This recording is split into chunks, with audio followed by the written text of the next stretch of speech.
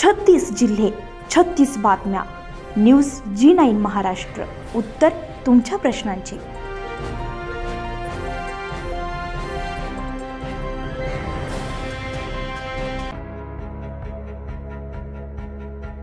दिनांक 10 ऑगस्ट 2025 रोजी ग्रामीण रुग्णालय समुद्रपूर येथे निरामय समुद्रपूर अभियान अंतर्गत मोतीबिंदू विरहित समुद्रपूर अभियान राबवण्यात आले. या उपक्रमाअंतर्गत मोफत महाआरोग्य तपासणी शिबिराचं आयोजन करण्यात आलं होतं. या शिबिरामध्ये समुद्रपूर परिसरातील मोठ्या संख्येने नागरिकांनी सहभाग घेतला आणि विविध आरोग्य तपासण्या, विशेषतः डोळ्यांशी संबंधित तपासण्या मोफत करून घेतल्या. यावेळी राज्यमंत्री व पालकमंत्री वर्धा श्री पंकजी भोळे, कार्यसम्राट आमदार सुनील समीर कुणावर, भाजपा वर्धा जिल्हाध्यक्ष श्री संजयजी गाते आणि मोठ्या संख्येने नागरिक उपस्थित होते. शिबिरामध्ये 4000पेक्षा जास्त नागरिकांनी सहभाग घेतला.